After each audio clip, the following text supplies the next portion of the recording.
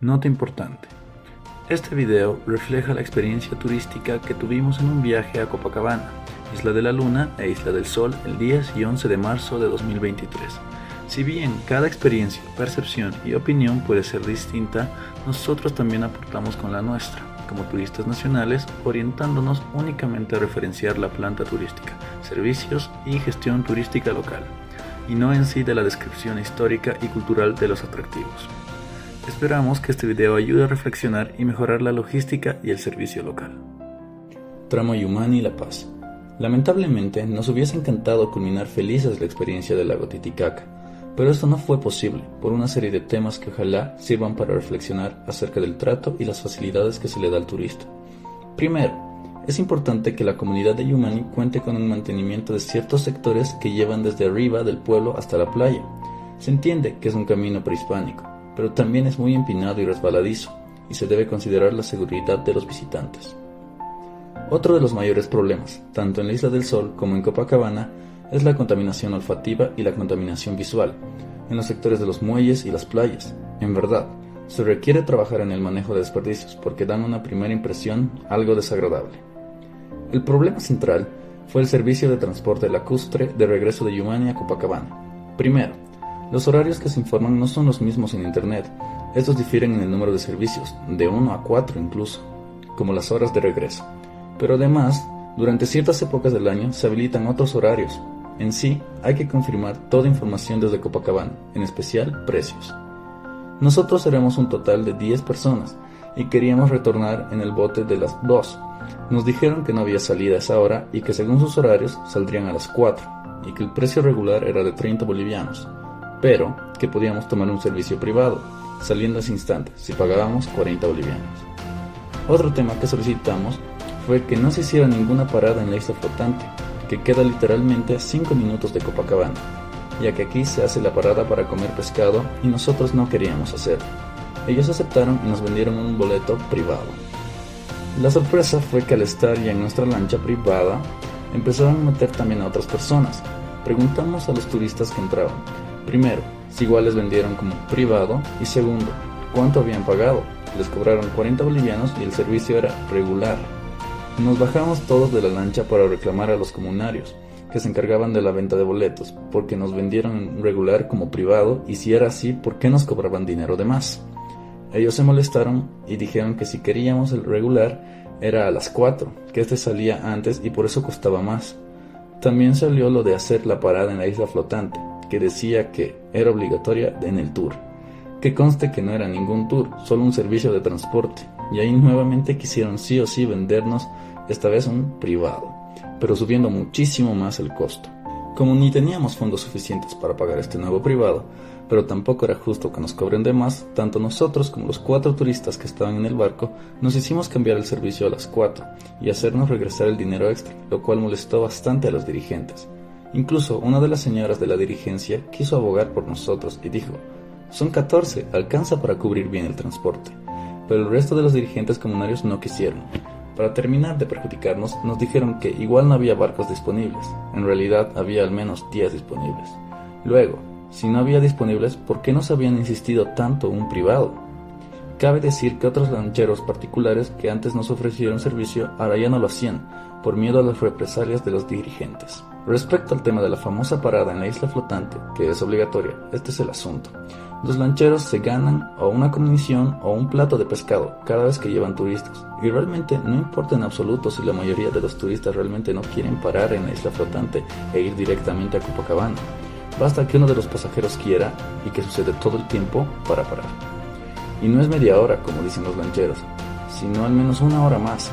Esto porque hay otros clientes en la isla, y hasta esperar a que te atiendan, preparar el plato y que el cliente se lo coma, esto es una falta de consideración con el resto de los turistas, ya que les hace perder el tiempo para visitar Copacabana o continuar su viaje hasta La Paz o Puno. El trato de estos dirigentes comunitarios en la sección de boletería fue bastante descortés y abusivo. Es importante mencionar que no son todas las personas de la comunidad de Yumani quienes requieren mejorar su trato y predisposición de atención a los turistas. Por ejemplo, mientras esperábamos el transporte de regreso, algunos de nosotros estuvimos frente a un local y el dueño nos ofreció sillas para sentarnos, pese a que no estábamos consumiendo nada. Al final, esperamos pacientemente las 2 horas y cuando llegó por fin la lancha y empezamos todos a subir, notamos que nuestros 4 amigos turistas no los dejaban subir a la lancha. Primero, era increíble la cantidad de gente que metían en el barco, pero estos 4 turistas, que eran 3 alemanes y un israelí, no los dejaban subir, pese a que habían esperado y comprado sus boletos correctamente. El pretexto que ponían los lancheros era que ellos no habían comprado el boleto redondo. Eso quiere decir Copacabana, Yumani, Copacabana. Y que otros pasajeros sí. Primero, nosotros tampoco compramos así el boleto. Además, hay muchos otros turistas que seguramente quieren quedarse a dormir en la isla, sin importar si es Yumani o Chayapampa. Y por eso, no están obligados a regresar el mismo día, ni mucho menos a comprar a la misma empresa el boleto redondo, porque se supone que es transporte lacustre público. Segundo, es total y absoluta responsabilidad de los lancheros el de coordinar mínimamente antes de vender, o mejor dicho, sobrevender, cuántas personas hay esperando en Yumani para regresar y habilitar el número de barcos necesarios. En este caso, había tiempo más que suficiente para verificarlo, desde las 2 en que compramos los boletos. Nosotros quisimos interceder, sobre todo porque los turistas no hablaban ni entendían bien el español, y cuando quisimos hablar, los lancheros se pusieron a hablar en aymara, que ojo, no es un tema discriminativo, sino que les pedimos continuar la conversación en español, por consideración a los turistas extranjeros, que no entendían lo que pasaba, pero no fue así, y nos faltaron varias veces el respeto, especialmente un niño que trabajaba de lanchero, lo cual te hace pensar en la pertinencia del trabajo infantil. ¿Qué opinaba? Reñía, insultaba, sin saber nada de lo que había ocurrido, un irrespetuoso total. A eso vinieron los comunarios que nos vendieron los boletos y trataron de solucionar nuevamente, queriendo vender como de lugar una lancha privada a los 4 extranjeros, que a esas alturas ya estaban muy asustados y dependían de nosotros para ayudarlos.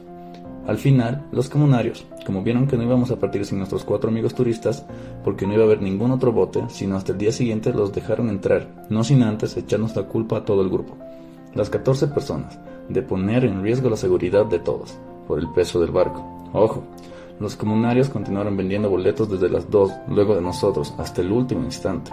Para colmo de males, la lancha al partir hizo otra parada en el sitio arqueológico de Pilcocaina, subiendo aún a más pasajeros, que aparentemente eran los que habían comprado el boleto redondo. Debemos decir que muchos, en verdad, muchos de los pasajeros se preocupaban por la capacidad, y los lancheros respondieron que entraban hasta 60 personas. Hacemos notar que esto ya es costumbre, por las experiencias narradas por otros viajeros. Realmente no importa el horario en el que salgas, llevan a los botes un máximo de capacidad para generar más utilidades. Quisimos ver si, en este punto de Pilcocaina, que había otros lancheros, pudiesen ayudar, pero ninguno mostró interés. Los nuevos pasajeros estaban literalmente en lugares inadecuados, como en plena proa. Estábamos estrechos y con miedo a que algo saliera mal. Más del 50% de las personas que se encontraban en la parte de arriba no contaban con chalecos salvavidas, porque no había suficientes. La falta de limpieza en los chalecos era notable, varios estaban arruinados o descosidos. Pasaba algo parecido con la higiene del bote. Al final, la famosa isla flotante donde vendían pescado estaba cerrada ese día y pudimos llegar a Copacabana sanos y salvos, pero muy indignados y asustados todo el tiempo. Los turistas que estaban con nosotros grabaron estas imágenes contando a todos los pasajeros ahí presentes, además para respaldar lo sucedido.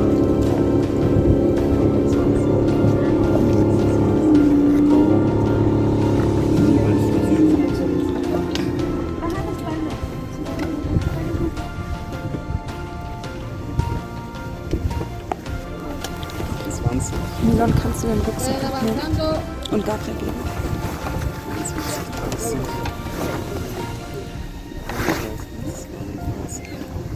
Das mache ich sofort.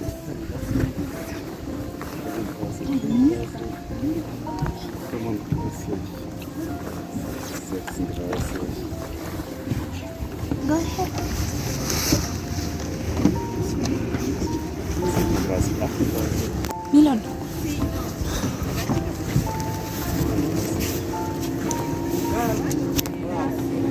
¿Qué te pasa? Sí.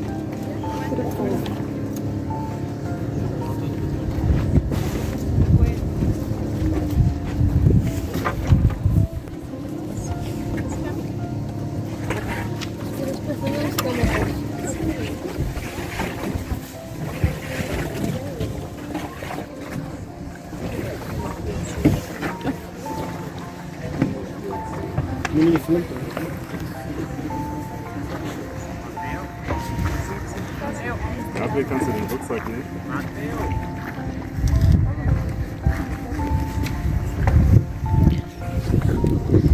Milon, filmst du weiter von unten?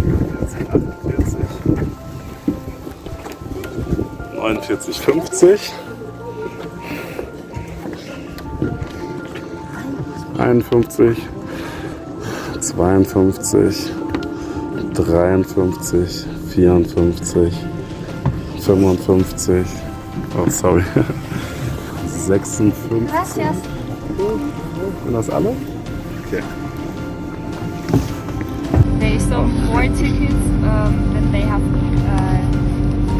place for, so that's the main problem, and they didn't want to offer another boat or something, or to find a solution for this. They just blame it on us that we bought tickets, they sell us, just because they didn't count how many persons are on the boat. So it's obviously not good for tourism when they do something like this, and then risking so many people's life for just making more money or something like that. So Yeah, so basically we're putting this on social media as soon as possible. Es una pena cómo se trata de timar a los turistas, extranjeros y nacionales por igual, con sobreprecios o que se los quiere obligar a tomar ciertos servicios. Daría la impresión que se trata de un monopolio y hay falta de transparencia, ya que no se podía tomar libremente el servicio de otros lancheros disponibles o negociar un precio razonable por presión de estos dirigentes. Lamentablemente no se vio un ente regulador en la isla donde poder quejarnos. Nos dijeron que es con la Armada Boliviana, pero no la vimos ahí en ningún momento. En conclusión, los turistas no tendrían por qué verse en medio de estos conflictos entre comunarios, dándose modos para hacer el recorrido turístico en forma segura y dinámica, sin que se salga de un presupuesto razonable, esquivando intereses comunitarios o personales propios.